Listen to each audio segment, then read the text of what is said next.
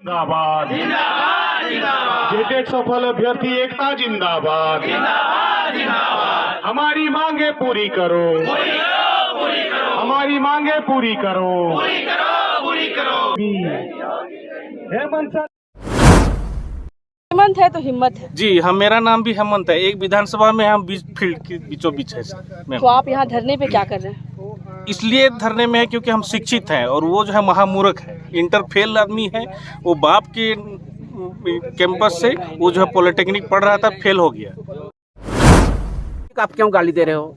आपका मुख्यमंत्री में होकर ताकत नहीं करना चाहते हो? हमको 1 महीना मुख्यमंत्री बना के दिखाओ, हम काम करके दिखाएंगे कैसा होता है काम। आपका डीएससी, डीसी, एसपी मेरे पीछे नहीं नाचेगा तो मैं भी मर्द का बाप नहीं, बेटा नहीं।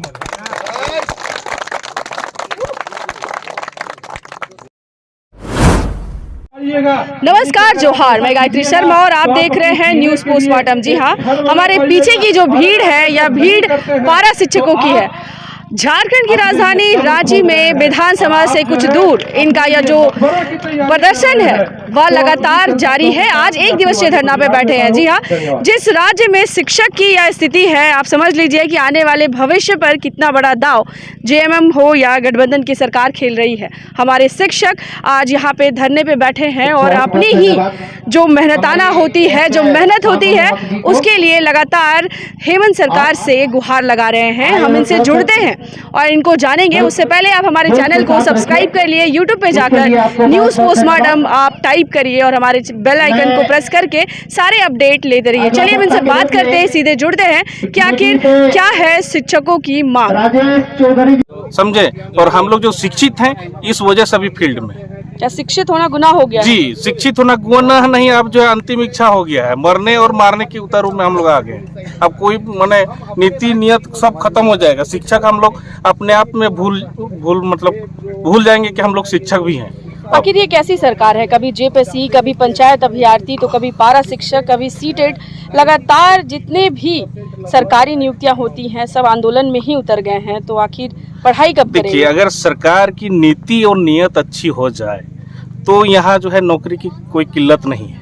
इसकी नीति नियत बहुत खराब है।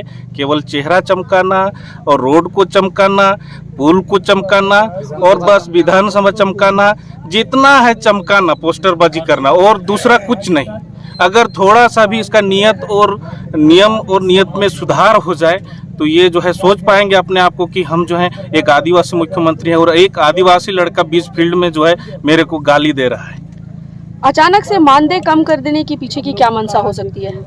मानदेय की मंशा ये है कि किसी तरह से अपना इज्जत बचा लें, अपना नियत बचा लें और अपना नियम को नियत और नियम जो है हम जिस लायक हमको चुना गया है उस चुनाव की मानसिकता को जो है वो अपना मानदेय को लेकर जो है इस तरह से नीति लेकर आ रहे हैं। 60-40 नहीं चलता। 60-40 का मतलब ये नहीं है ना मैडम कि हम लोग यहाँ के जितने भी हैं मूलवासी पूरी तरह से अपने क्षेत्र में शिक्षित हैं। 60-40 का मतलब है कि आप 60% यहाँ के आदमी को देना चाहते हैं, आप 40% बाहर के आदमी को। जबकि हम लोग बाहर जाते हैं तो हम लोग लात जूता खाते हैं। जब हमारे घर में हमें इज्जत ना मिले तो बाहर से हमको लात जूता मिलता है, तो घर में हमको इज्जत मिलना चाहिए। घर का आदमी सबसे पहले वैल्यू देता है। जब घर का आदमी हमें बाहर करेगा तो बाहर हमारी इज्जत क्या होगी। इसलिए 60-40 इसलिए नहीं चल पाएगा क्योंकि उसमें हम लोग बिल्कुल नहीं राजी नहीं है। क्या लग रहा है कि सरकार जो है ईडी के दबाव में ही बिजी है, बाकी चीजें सब परे हो चुकी हैं? ईडी, देखिए, ईडी एक इन लोग का बहाना है। इन लोग काम करने का अक्ल नहीं है। अक्ल होता तो 3 साल ऐसा ही गुजार नहीं देता। आज तक मुख्यमंत्री होके वो बताए कि अपना ईमान रात के समय, सोने के समय सोच सकता है कि हम झारखंड के लिए क्या दिया और क्या लिया। इन्होंने कुछ भी नहीं दिया। यहाँ झारखंड के आदमियों को बेवकूफ़ बना के कभी जाति के नाम पे, कभी धर्म के नाम पे हम लोगों को बेवकूफ़ बना रहे, कभी बीजेपी को दोष दे रहे, कभी किसको दे रहे। भाई आप तो सत्ता में हो, सत्ता में होने का मतलब है कि आप काम करो तो दुनिया जाए, बीजेपी भाड़ में जाए, कुछ भी जाए, आपके मुट्ठी में ताकत है तो बीजेपी का। 1 दिवसीय धरना, क्या लगता है आपको सरकार तक आपकी बात पहुंचेगी? जरूर पहुंचेगी मैडम। इससे पहले हम लोग मोराबादी के लिए प्रायोजित हम लोग का योजना था, प्रोग्राम था धरना प्रदर्शन के लिए, तो इससे साफ जाहिर होती है सरकार वहाँ हम लोग को परमिशन दिए नहीं। इससे साफ जाहिर है कि सरकार डर रही है हम लोग से, हम लोग के साथ में डायरेक्ट बात करना नहीं चाहती है, जिसके वजह से आज हम लोग विधानसभा वाले कूटे मैदान में एक दिवसीय धरना प्रदर्शन का सिर्फ हम लोग को परमिशन दिया।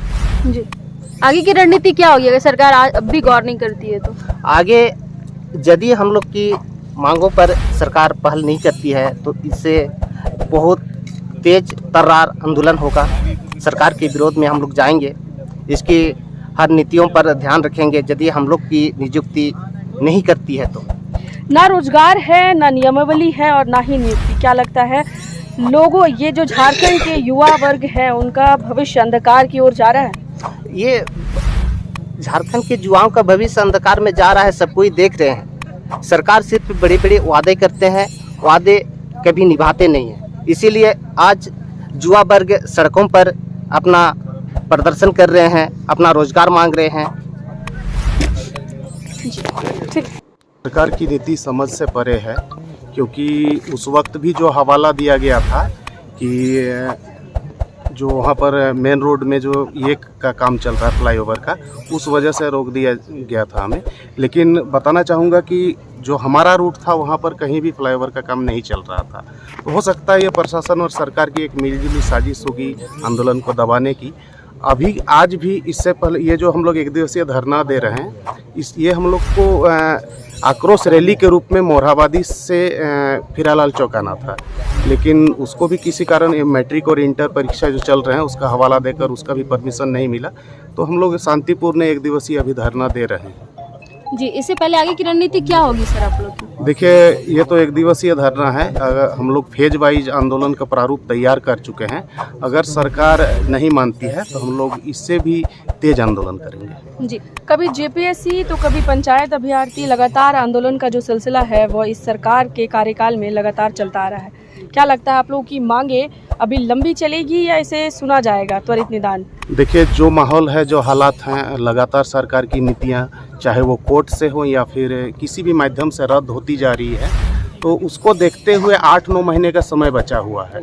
हमारी जो जेटेट परीक्षा आयोजित हुई थी तो वो साफ तौर पर उसमें लिखा हुआ था कि ये जो जेटेट परीक्षा है ये 2012 की जो झारखंड प्रारंभिक विद्यालय शिक्षक नियुक्ति नियमावली के तहत ली जा रही है। तो 2013 वालों को तो खैर कुछ चांस भी मिला था, 2016 वालों को 7 साल से कोई भी चांस नहीं मिला है। और अब सरकार चपरासी वाले वेतनमान के साथ सहायक आचार्य नियुक्ति करने की तैयारी कर रही है।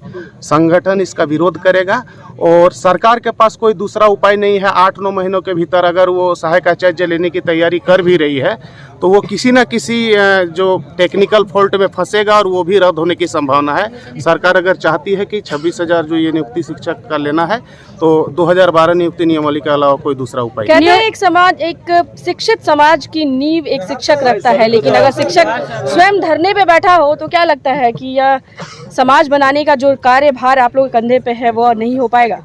यह इस राज्य की विडंबना है। आप देख सकते हैं कि सरकार जो अभी मैंने जिक्र किया कि सहायक आचार्य नियुक्ति नियमावली लाने जा रही है, तो उनका कहना है कि कम पैसों में ज़्यादा शिक्षक बहाल करेंगे। मेरा मानना है कि क्या प्रयोग करने के लिए या फिर इसकी शुरुआत करने के लिए शिक्षा विभाग ही सबसे पहले आया था। आप देख सकते हैं कई सारे विकसित देशों में जो शिक्षक, प्राइमरी टीचर्स खासकर, उनका जो सैलरी वहाँ के IAS से भी ज़्यादा होते हैं। लेकिन यहाँ पर एक दुर्भाग्यपूर्ण स्थिति है जहाँ सांसद विधायकों का वेतन वृद्धि में कहीं पर कोई आर्थिक बोझ का हवाला नहीं दिया जाता है और टीचर्स को ही टारगेट किया जा रहा है लगातार और इसका शिकार बनाया जा रहा है। बात कर रहे हैं, कल नीरज यादव की तरफ से यह बयान आया है कि जो शिक्षक का वेतन है वो कहीं ना कहीं चपरासी या प्यून क्लर्क है उससे भी कम है और आज सरकार इस पे कोई फैसला नहीं ले रही, कोई कार्रवाई नहीं कर रही। आपको क्या लगता है कि राज्यसभा कहीं ना कहीं विफल है? देखिए, मैं उसी बात का बार बार जिक्र कर रहा हूँ कि शिक्षा विभाग को ही टारगेट किया जा रहा है लगातार। मेरे कहने का मतलब है अगर वेतनमान घटाना ही था तो सभी विभागों में इसकी शुरुआत करनी चाहिए थी। और यहाँ पर बार बार एक सवाल उठता है कि अभी हाल में ही अभी जो सत्र चल रहा है विधानसभा में, विधायकों को वेतन जो बढ़ाने की बात चल रही है, देखिएगा, मैं आप दावा करता हूँ कि यहाँ पर पक्ष विपक्ष एकजुट होकर विधायकों का वेतन बढ़ाने का कार्य करेंगे। लेकिन वहीं पर जो शिक्षक होता है वो समाज का नींव होता है। नींव तैयार करता है, उसको ही वेतनमान कम करके उनका मनोबल तोड़ने का कार्य किया जा रहा है। क्या कुछ कहेंगे सर? आज हमेशा से आप लोग राजभवन के समक्ष धरना देते थे, पर आज जो है विधानसभा को घेराव किया आप लोग एक दिवसीय में। पता नहीं हम लोगों से सरकार डर गई क्या। जी। हम लोगों ने यहाँ से दूसरे जगह पर स्थान मांगे थे कि हमें कम से कम शांतिपूर्ण ढंग से हमें धरना देने का अनुमति दी जाए। जी। आप देख रहे हैं यहाँ पर सरकार के कोई नुमाइंदे पहुँचते हैं नहीं। ऐसे स्थिति में हम लोगों को छला जाता है। बस ऐसा लगता है मुझे कि सरकार के पास हम लोगों की नियुक्ति से संबंधित कोई प्रश्न का जवाब नहीं है। सर, नियोजन नीति को लेकर क्या कुछ कहेंगे? हमेशा से मुद्दों पे रहा है नियोजन नीति। सदन में इस पर लगातार सिर्फ नियोजन नीति और 1932 का ध्यान उठाया जा रहा है पूरा सदन। ये बहुत बड़ा विडंबना है कि झारखंड बने हुए लगभग 22 साल हो गया, लेकिन आज तक नियोजन नीति नहीं बन पाया। जब नियोजन नीति नहीं बना तो नियोजन कहाँ से दे पाएगी सरकार? अगर देखा जाए तो दोनों, चाहे यूपीए की सरकार हो चाहे एनडीए की सरकार हो, दोनों ने आज तक स्पष्ट नियोजन नीति नहीं बनाया। झारखंड के साथ अन्य 2 राज्यों का भी निर्माण हुआ था, वहाँ पे बहुत पहले ही नियोजन नीति बन गया। हम तो यही कहना चाहते हैं कि सरकार का या तो नियत स्पष्ट नहीं है, बहाल करने के लिए नियत रख नहीं रही है, या फिर बहाली करने ही नहीं जान रही है, नियोजन नीति बनाने ही नहीं जान रही है। चुनाव में फिर इसका असर देखने को मिलेगा क्या? निश्चित तौर पर मिलेगा। सरकार को इस पर मूल्यांकन करना चाहिए, सब मूल्यांकन करना चाहिए। सरकार अभी भी अगर नियोजन नीति और नियोजन देने पर कार्य नहीं करेगी तो इसका भुक्तभोगी ये सरकार भी होगा, जैसे पिछले सरकार रघुवर सरकार को हुआ था।